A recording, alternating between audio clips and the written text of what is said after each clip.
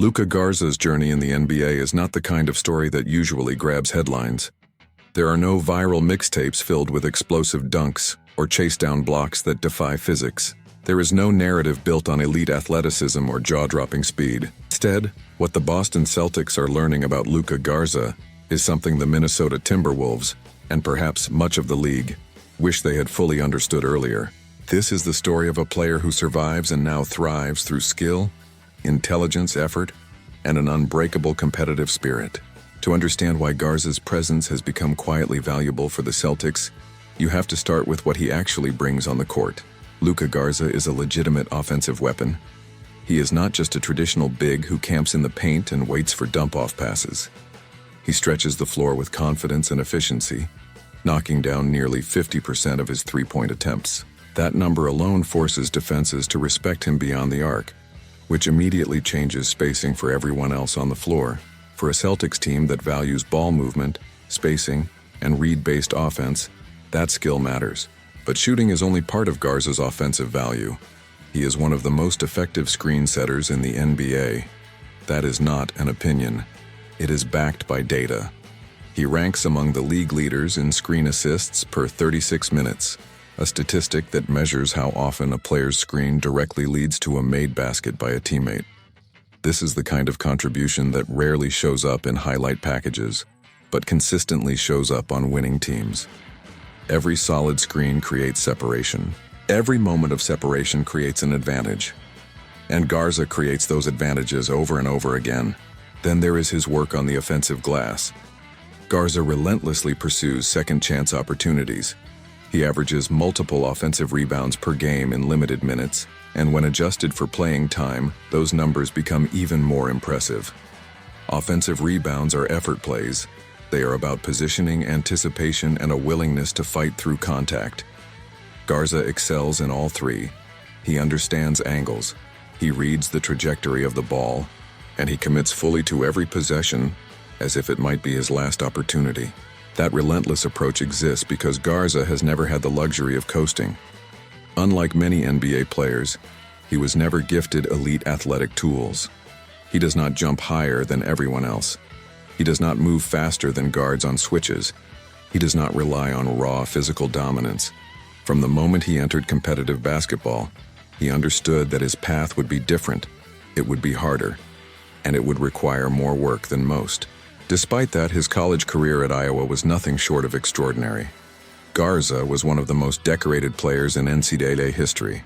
He won multiple National Player of the Year awards. He dominated games with footwork, touch, strength, and an advanced understanding of offensive positioning. Night after night, defenses knew exactly what was coming and still could not stop it. He scored from the post, from the mid-range, and eventually from deep. He rebounded. He led. He carried his team. Yet when the NBA draft arrived in 2021, that dominant resume did not translate into early confidence from teams. Concerns about athleticism, lateral quickness, and defensive versatility pushed him down draft boards. Garza waited and waited. His name was not called until the 52nd pick in a 60-player draft. For many players, that would have been the beginning of the end. For Garza, it was simply another obstacle. He began his professional career with the Detroit Pistons. Once again, he faced skepticism. Once again, he faced limited opportunities. And once again, he responded the only way he knew how, by working. He fought for minutes. He made the most of every chance he got. But the NBA is not always a meritocracy driven purely by performance. Roster construction, timelines, and organizational priorities matter. After his rookie season, Detroit waived him. That moment could have broken him. Being cut in the NBA is a harsh reminder of how fragile a professional career can be. But Garza did not complain. He did not point fingers. He did not retreat. He doubled down on his habits. That persistence earned him another opportunity, this time with the Minnesota Timberwolves. In Minnesota, however, Garza found himself buried on one of the deepest front courts in the league. Karl Anthony Towns, Rudy Gobert, and Naz Reid all commanded minutes. Each filled a specific role that the Timberwolves valued. There simply was not much room for a player like Garza to carve out a consistent role. When he did play, he showed flashes. In the G League, he dominated. But the path to meaningful NBA minutes remained blocked. At some point, Garza recognized a difficult truth. He needed a new environment.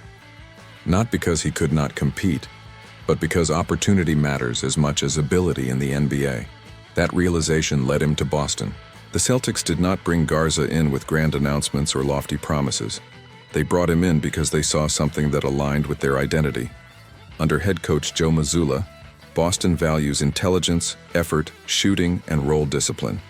Garza checks every one of those boxes. He understands his strengths, he understands his limitations, and most importantly, he works tirelessly to improve the areas where he is not naturally gifted. Before a dominant Celtics win over the Atlanta Hawks, Mazzulla was asked about Garza and the concerns that have followed him throughout his career. Concerns about foot speed, concerns about athleticism, concerns about whether he could survive defensively at the NBA level. Mazzulla's response cut directly to the heart of who Garza is. He emphasized Garza's work ethic. He talked about how any perceived weakness becomes fuel for Garza. If someone tells him he cannot do something, his instinct is to work relentlessly until that criticism no longer applies. Mazzulla highlighted Garza's shooting, his scoring ability, and his rebounding instincts, particularly his knack for securing tough rebounds in traffic. Those are not skills that can be faked. They are developed through repetition, awareness, and effort. Mazzulla also pointed out something equally important. Garza does not ignore his weaknesses. He works on them consistently. That matters in a league where improvement often determines longevity. The Celtics coaching staff has clearly noticed that commitment, and it has earned Garza trust. Against Atlanta, Garza's stat line was modest. 4 points, 4 rebounds, 2 offensive boards, 1 block, 12 minutes of action. On paper, that may not look impressive, but numbers rarely tell the full story. Within those minutes were hard screens that freed shooters, smart slips to the basket that forced defensive rotations, offensive rebounds that extended possessions, defensive positioning that avoided mistakes. It was not glamorous basketball. It was winning basketball. This is where the contrast between Boston and Minnesota becomes clear. The Timberwolves had elite talent ahead of Garza. They did not necessarily need his specific skill set. The Celtics, however, are a team built on maximizing margins. They understand that championships are often decided by players who do the little things, players who embrace their roles, players who make life easier for stars. Garza fits that mold perfectly. He does not demand touches. He does not disrupt offensive flow. He enhances it. His shooting forces defenders to stay attached. His screens create space. His rebounding generates extra chances. His mindset aligns with a team that prides itself on preparation and effort. There's also something to be said about the psychological impact of players like Garza. Teammates notice who works. Coaches notice who listens. Those traits build trust. Trust leads to opportunity. Opportunity leads to impact. Over time, that cycle can transform a career. The Celtics are not asking Garza to be something he is not. They are asking him to be exactly who he is, a skilled, relentless, high IQ big man who plays with urgency and purpose. In that environment, his limitations become manageable and his strengths become valuable. For Minnesota, the lesson is not that they made a mistake. Context matters. Rosters evolve. Timelines shift. But there is a lesson in understanding how certain players thrive when placed in systems that value their specific strengths. Garza needed a team that would see beyond athletic metrics and focus on functional impact. Boston provided that. As the season progresses, Garza may never become a household name. He may never start consistently or play heavy minutes in high-leverage playoff games. But that does not diminish his importance. Every team that wins at the highest level needs players who accept their roles and execute them with precision. Garza has shown that he is capable of doing exactly that. His story is also a reminder of why the NBA remains compelling beyond star power.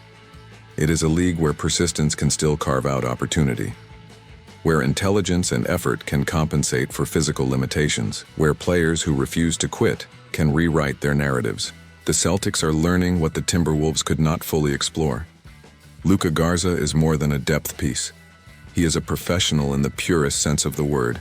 He prepares, he competes, he contributes, and he never stops working. As Boston continues its pursuit of success, players like Garza may not dominate headlines, but they often influence outcomes. Championships are rarely built on stars alone. They are built on ecosystems. And in that ecosystem, Luka Garza has found a place where his value is understood and appreciated. If you enjoyed this deep dive into Luka Garza's journey and what it means for the Boston Celtics, make sure to like the video, subscribe to the channel, and turn on notifications so you never miss our latest NBA breakdowns. Your support helps us keep delivering thoughtful analysis and stories that go beyond the box score.